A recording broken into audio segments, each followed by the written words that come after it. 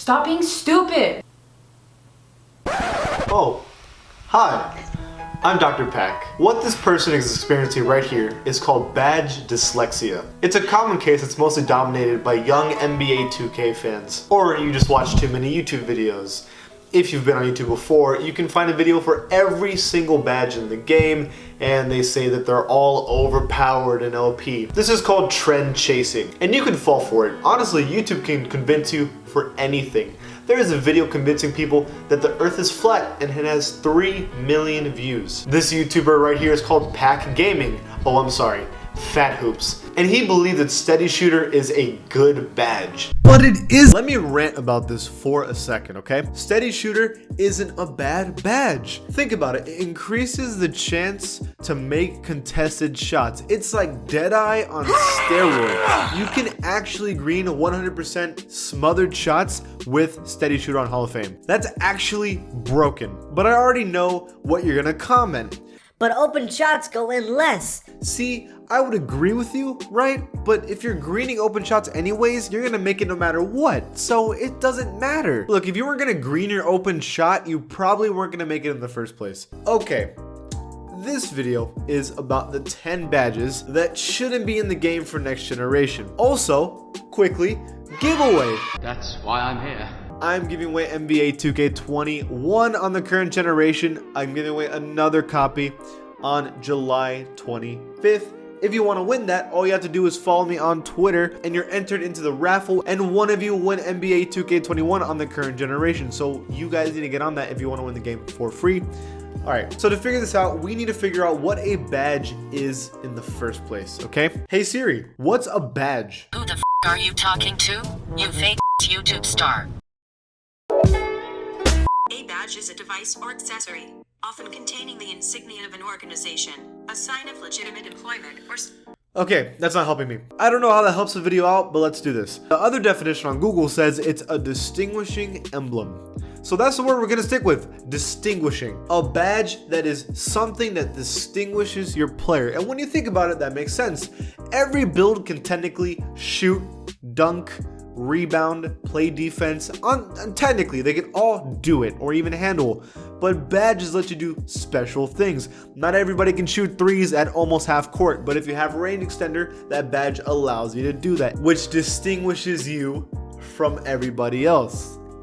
I went to college. So if it doesn't do that, or if it does it very poorly, that badge shouldn't be in the next game. Also, if the badge just straight up sucks, it shouldn't be in the game either. Okay, let's do this. Honorable mention, quick draw, and bailout. The reason why I have in my honorable mention is that I already talked about these in the 10 badges we need in next generation, so I won't even cover that because you already know how I feel about those badges. They just shouldn't be in the game, and that's the truth. They just shouldn't be. Okay, so starting the list off, at number 1, it is flexible release. See, flexible release is used incorrectly. If it helped you make full whites more often, or if it made the green window a little bigger, I would get the badge. It does what you think it would do. Instead, it gives you the ability to hit half bars sometimes.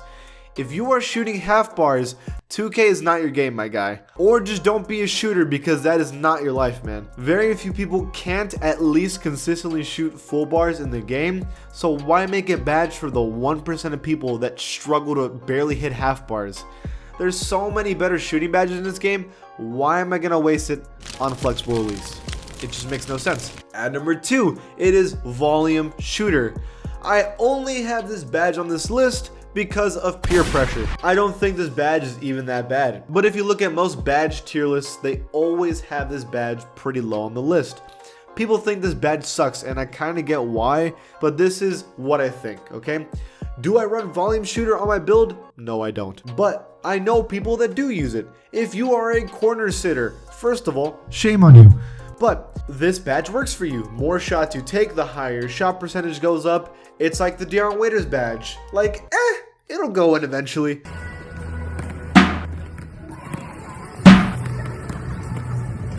Let's say you have a 60% chance of making an open 3. By the end of the game, you'll have about a 75% chance, or maybe even an 80% chance of making that 3.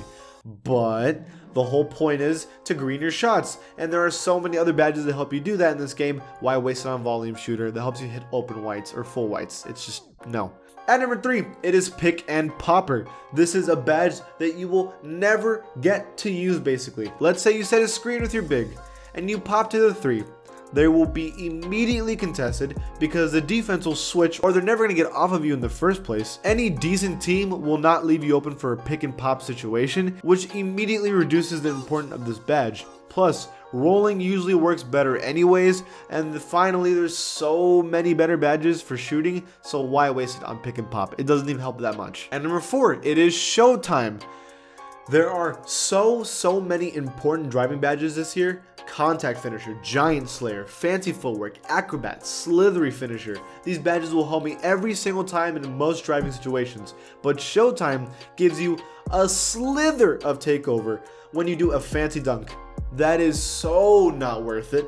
And for what? Your slashing takeover, which is whatever this year, by the way. If your defender knows what he's doing, he's not going to let you do anything with your slashing takeover anyway, so it's just whatever. This message was made by the Sharpshooting Takeover Gang. I think wasting badges to get a little closer to your takeover is just not worth it, unless it's like Flashy Passer. You'd rather get badges that make you play better so you can win easier, not waste them on badges to get a little closer to takeover. At number 5, it is Clutch Shooter. Once you get to the 15-point mark in park games, this badge usually helps out and you'll start making shots more often. It isn't a bad badge, but why waste one of your badge points on a badge that will only help you out for 25% of the game when you can get badges that will help you at all times? I get why people would want it, but if you are good enough at the game, you should be fine and should be able to hit shots in the clutch.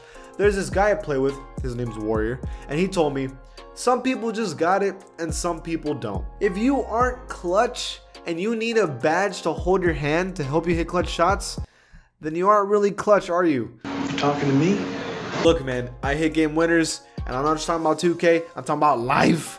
I don't need no badge. At number 6, it is Dream Shake. Why is this badge in playmaking, first of all? But second, I'm going to ignore that for the moment, alright? Here's the problem with this badge. It doesn't work. The badge gets a defender to bite on your Dream Shake more often.